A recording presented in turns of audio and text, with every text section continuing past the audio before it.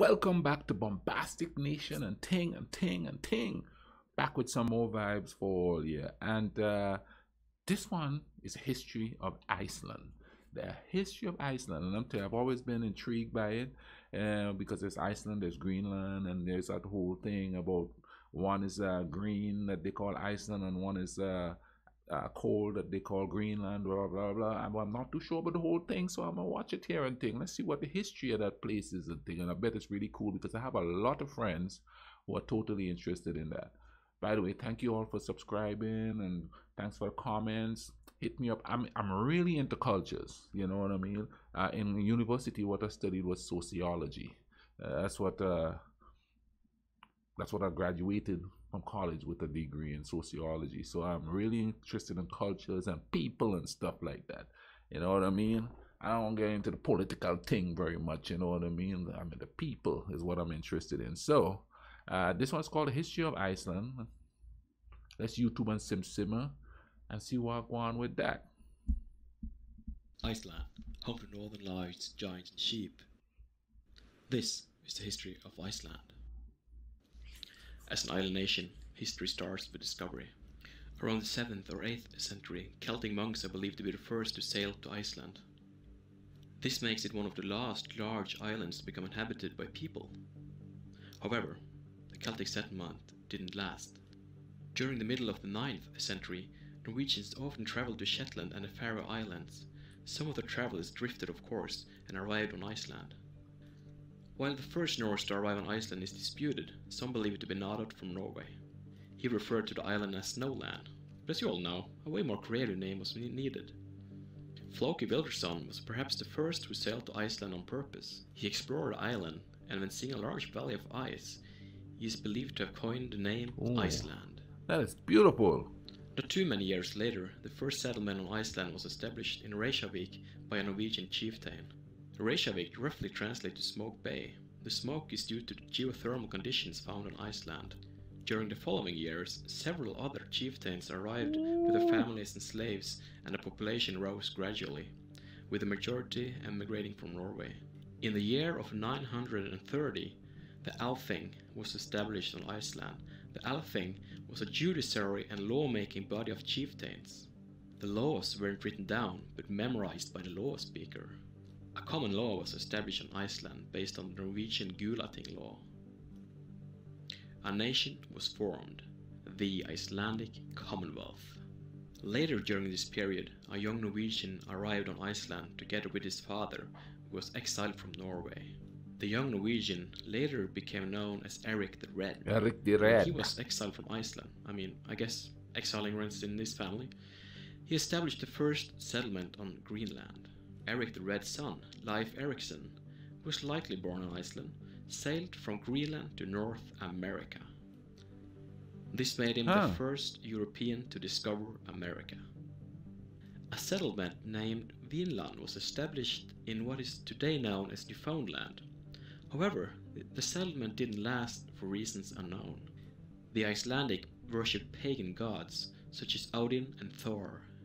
Even though they worshipped gods to be awesome enough to get portrayed as superheroes in our time. That's all I was about to say. I have a lot of friends that are into Thor and stuff like that.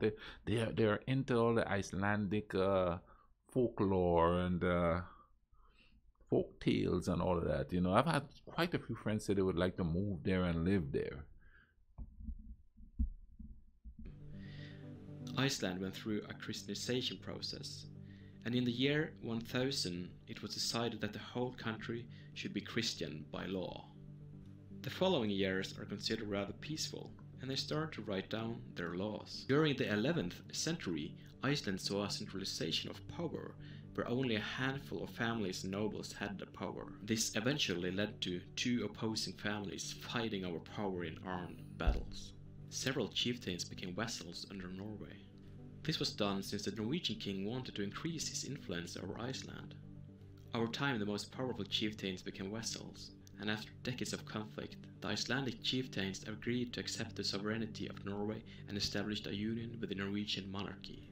The Norwegian rule over Iceland came to an end when the Kalmar Union was established. The Kalmar Union was a personal union that joined the kingdoms of Denmark, Sweden, and Norway under a single monarch, with Denmark as the leader. The union also included all of Norway's overseas dependencies, which included Iceland. Empty. Several bad events affected Iceland when they were under Danish rule. Earthquakes, volcanic eruptions, and the Black Death are some examples. The Black Death is estimated to have killed 2/3 of the population.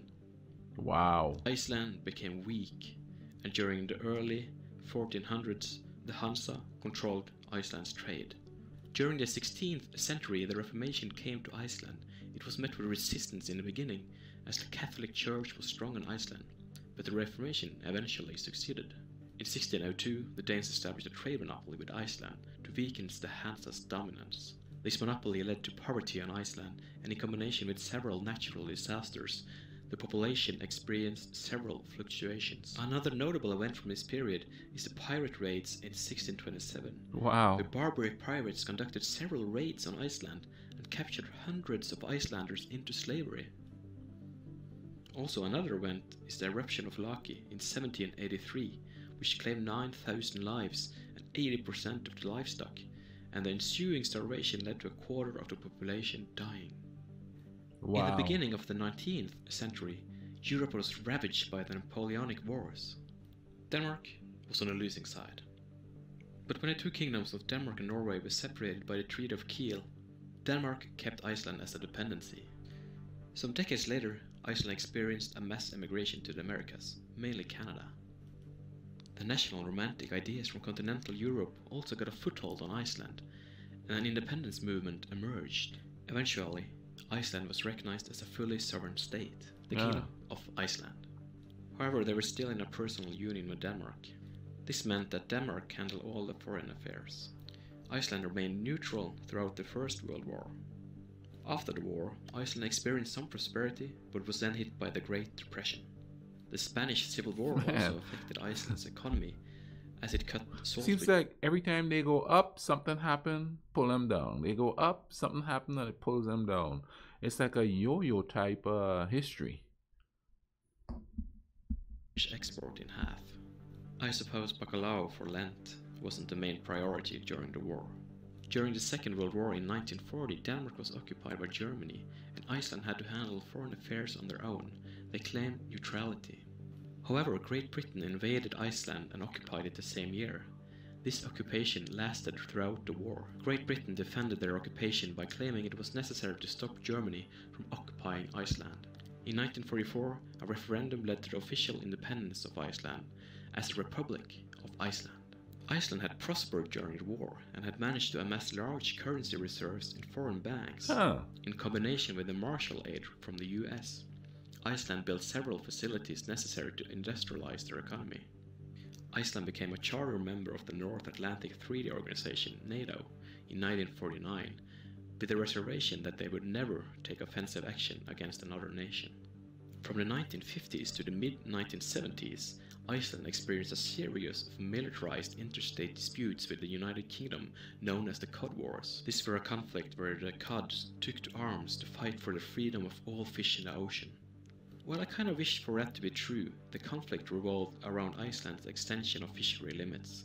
The result was an extension of Iceland's fishery limits, thus making Iceland the victor of the Cod Wars. In 1994, Iceland became part of the European Economic Area, which further diversified the economy into sectors such as finance, biotechnology, and manufacturing. Iceland was hit badly by the financial crisis in 2008, and Iceland's banking system collapsed, leading to Iceland taking large foreign loans. Today, Iceland's economy is on the rise, in part due to a surge in tourism. The population is around 330,000, and Iceland is one of the world's most developed nations. That was the history of Iceland. Thank you so much for watching. Man, that was interesting there. That's like a nice, colorful, neutral sort of history there. You know what I mean? Yeah. I think I'm going to watch one on Greenland too, because, you know, I want to know what the vibe is there with them. You know what I mean? They just seem to be trucking along, minding their own business. Anyway, thank you guys for watching with me, man. You know, we farm and thing, we watch these videos, we learn. we get to understand each other. Maybe respect each other some more. You know what I'm saying? And ding. But anyway, I'll put a link to this video in the description so you can go check it out and see what this channel have to offer you. You know, you go check that out today. You know what I mean? And hey, thank you all again for watching. Take care of each other. Cool runnings. Oh yeah. I almost forgot. Keep watching. I got more. I got stuff on Ethiopia, Sweden, Switzerland, you name it in history. I'm working on the rest, but I have a whole lot there to watch, check out. So go ahead and check it out. Click there, you know, in the box. Click up there where the bubble comes up there for a few seconds. Go check it out. Take care of each other, all right? Cool runnings.